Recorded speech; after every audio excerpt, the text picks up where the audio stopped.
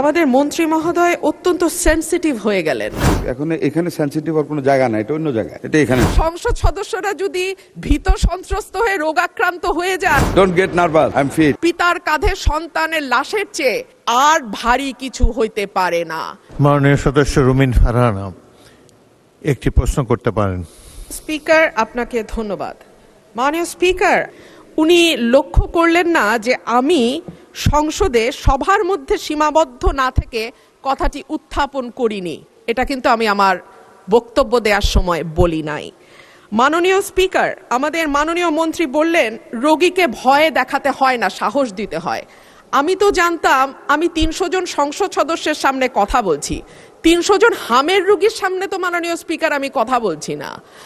আর সংসদে আমি যদি স্বাস্থ্যের প্রশ্নে বলতে না পারি কথা, সংসদ সদস্যরা যদি ভীত সন্ত্রস্ত হয়ে রোগাক্রান্ত হয়ে যান, তাহলে আর এই সংসদ চালাবো কেমন করে মাননীয় স্পিকার?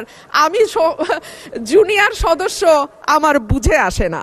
যাই হোক, স্বাস্থ্য অধিদপ্তর জানিয়েছে সর্বশেষ 20 দিন 15ই মার্চ থেকে 4 এপ্রিল 98 জন শিশু সন্দেহজনক হামে মারা গেছে, আর নিশ্চিত মৃত্যু হয়েছে 16 জন। সর্বশেষ 24 ঘন্টায় সন্দেহজনক হামে মারা গেছে 4 জন, নিশ্চিত হামে 2 জনের মৃত্যু হয়েছে।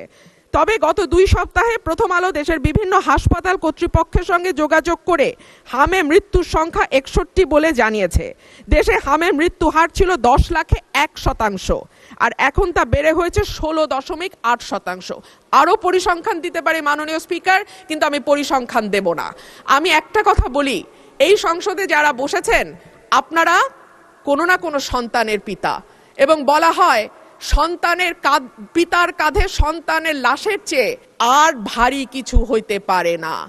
এই যে আমরা যে পরিসংখ্যানগুলো দিচ্ছি মাননীয় স্পিকার, এই শিশুগুলো কোনো না কোনো পিতার কাঁধে কবরে গেছে। সুতরাং এটাকে কেবল পরিসংখ্যান হিসেবে না দেখে একটা মায়ের কান্না, একটা পিতার আর্তনাদ, একটা পরিবারের ধস, এবং চিরজীবনের জন্য একটা পরিবারে যে শোক নেমে আসে, সেটার দিকে আমরা একটু তাকাই। মাননীয় স্পিকার, আমি মাননীয় মন্ত্রীর কাছে প্রশ্ন রাখছি। প্রথম আলোর খবর জানাচ্ছে শুধু হাম নয়, 10 রোগের টিকার সংকট দেখা দিয়েছে দেশে। ইপিআই এর কেন্দ্রীয় গুদামে বিসিজি, পেন্টা, বিওপিডি, পিসিডি, এমআর, টিভি এই 6 টিকার মজুদ শূন্য। আইপিডি ও টিসিভি টিকার যে মজুদ আছে সেটা দিয়ে চলবে আগামী জুন পর্যন্ত। এরপরে কি হবে সেটা যদি মাননীয় মন্ত্রী আমাদের জানান তাহলে সুবিধা হয়। ধন্যবাদ মাননীয় স্পিকার।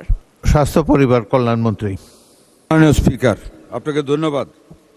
মাননীয় স্পিকার, মাননীয় সংসদ সদস্য সেনসিটিভ শব্দটা ইউজ করেছেন কি কারণে আমি বুঝতে পারিনি।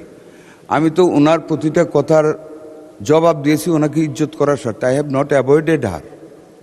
এখানে সেনসিটিভ কি হলো বুঝলাম না। তার মানে কি ওনার কথার জবাব দেওয়া সঠিক হয় নাই বা জবাব দেওয়া উচিত হয় নাই? যাক, উনি যেমন বুঝছেন তেমনই বলছেন। আই এম নট সেনসিটিভ হতে।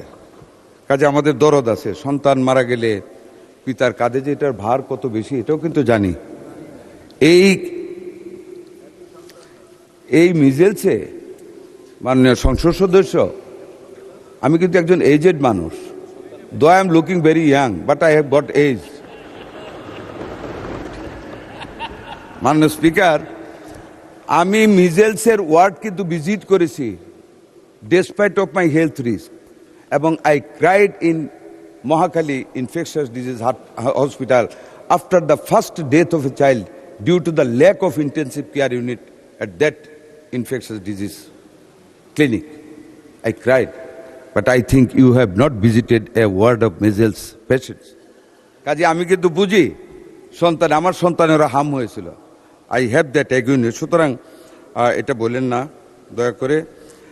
আরেকটা জিনিস আপনাকে বলি, পরিসংখ্যান বিষয়ে একটু দয়া করে ক্রস চেক করবেন। শুধু একটা পত্রিকায় উঠলে এটা আপনি আনছেন, আপনার কোনো দোষ না। I am not blaming you মাননীয় সংসদ সদস্য, বাট একটু ক্রস চেক করেন।